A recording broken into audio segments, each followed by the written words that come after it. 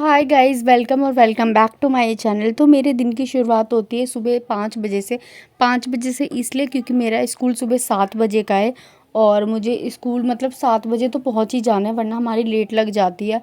और घर से तो मेरी बहुत ज़्यादा दूर है, तो उसकी वजह से मुझे 1 डेढ़ घंटे पहले निकलना पड़ता है। तो जिसकी वजह से मैं 5:40 और या फिर 5:30 तक मैं अपने घर से निकल जाती हूँ, ताकि मैं टाइम पे पहुँच जाऊँ।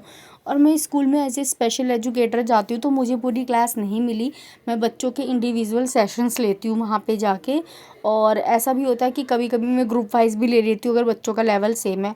उसके बाद ना फिर मेरी 12:30 1 बजे तक छुट्टी हो जाती है। स्कूल से आने के बाद मैं थोड़ी देर रेस्ट वगैरह करती हूँ, फिर मैं अपना भी पढ़ने बैठ जाती हूँ। तो मुझे ऐसा लगता है कि जॉब के साथ अपनी पढ़ाई को मैनेज करना बहुत ज़्यादा मुश्किल हो जाता है, क्योंकि ऐसा नहीं है कि अगर आप ऑफिस से जा रहे हो या स्कूल से जा रहे हो तो आपका काम ख़त्म हो जाता है, उसके बाद भी उतना ही काम रहता है, तो बहुत ज़्यादा मुश्किल हो जाता है। पर पढ़ाई एक ऐसी चीज़ है जिससे हम भाग नहीं सकते, हमें पढ़ना ही पड़ेगा। तो मैं घर आके बस यही सोच के मैं पढ़ लेती हूँ। तो मैंने एक चीज़ और डिसाइड करी है कि जैसे जो भी मेरे टफ सब्जेक्ट है ना, मैथ्स हो गई, रीजनिंग हो गई, ये मुझे बहुत ही ज़्यादा हार्ड लगते हैं, तो मैं इनको शुरू शुरू में स्कूल से आने के बाद ही कर लूँगी।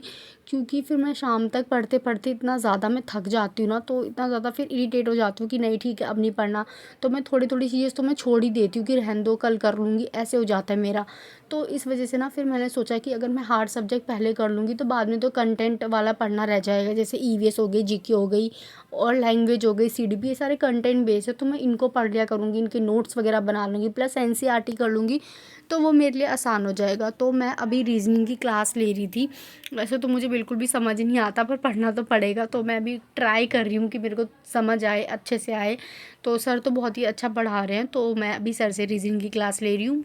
तो अगर आप लोगों को सीटेट देना है जुलाई वाला और आप लोग सीटेट की प्रिपरेशन कर रहे हैं, तो आप लोगों की ओसवाल की बुक ज़रूर बाय करनी चाहिए। ये बुक बहुत ही बढ़िया है। मैंने जब सीटेट की प्रिपरेशन करी थी तो मैंने भी ये वाली बुक बाय की थी।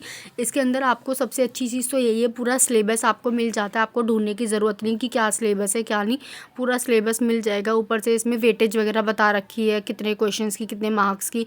ऊपर से इसमें आंसर्स वगैरह बहुत ही अच्छे से एक्सप्लेन भी कर रखे हैं कि कैसे हो सकता है कैसे नहीं, बाद में ढूंढने की ज़रूरत नहीं, माइंड मैप भी दे रखा है। तो आप लोग ये वाली बुक ज़रूर बाय कर लेना। मैंने भी बाय करी थी, पीवाईक्यू के लिए, प्रैक्टिस के लिए बहुत अच्छी बुक है। और अगर आप लोग मेरे कूपन कोड से लेंगे तो आपको 40% का डिस्काउंट मिल जाएगा, तो मैं लिंक डिस्क्रिप्शन में डाल दूँगी, आप लोग वहाँ जाके ले लेना। तो अभी शाम हो गई थी, मैं थोड़ी देर के लिए रेस्ट करने के लिए चली गई थी। अब शाम को मैं दोबारा से पढ़ने बैठूंगी और अभी मेरे को करना है मैथ्स। मैंने सोचा ये टाइम होता है कि मैंने रीजनिंग कर ली, मेरा फर्स्ट टारगेट था आज स्कूल से आने के बाद मैं रीजनिंग करूँगी, वो हो गया। तो मैंने अब मैथ्स करनी स्टार्ट कर दिया है। मैथ्स मेरे को बहुत ही ज़्यादा टफ लगती है, इवन मेरे को बिल्कुल भी पसंद भी नहीं है मैथ, मेरा मन भी नहीं करता कि मैं मैथ पढूं। मैं तो ये सोच रही थी कि मैं डेटर प्लस भी मैथ को स्किप कर दूंगी, बस उसकी पेडागोजी वगैरह पढ़ लूँगी जो कंटेंट बेस है। पर इसमें ऐसा है क्योंकि रीजनिंग भी आ जाती है, मैथ्स भी और फिर जीके भी, तो 30 मार्क्स मेरे ऐसे ही कट जाएंगे खामा खा। तो इस वजह से मेरे को पढ़नी ही पड़ेगी मैथ्स, तो मैं वही कर रही थी। वैसे तो मेरे को समझ आता, और जो खुशी होती है मेरे को, मेरा एक आंसर सही आ जाए मैथ्स में, अगर मैं सॉल्व करूँ गलती से भी, तो बता नहीं सकती मैं बस कितनी ज़्यादा मैं खुश हो जाती हूँ उस चीज़ को लेके। तो मेरा भी ना एक आंसर अभी सही आ गया था, मैं तो पागल ही हो गई। चलो ठीक है, एक आंसर मेरा सही आ गया।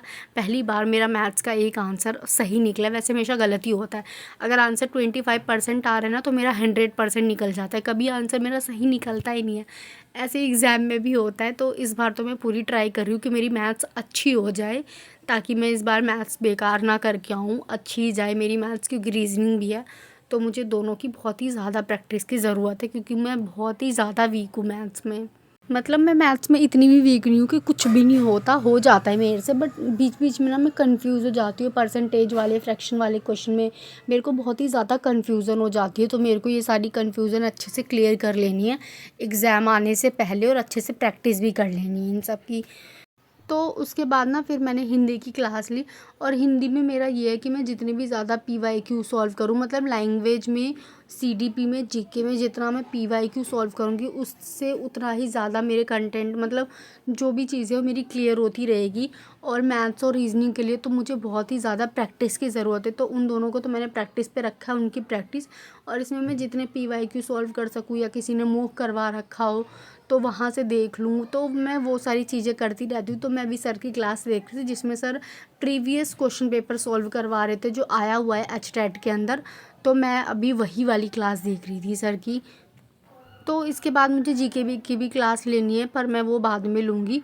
So that's all for today, और सब्सक्राइब फॉर मोर। और अगर आप लोगों ने मेरे को इंस्टाग्राम पे फॉलो नहीं करा तो आप लोग मेरे को वहाँ भी फॉलो कर लेना। Bye bye, take care.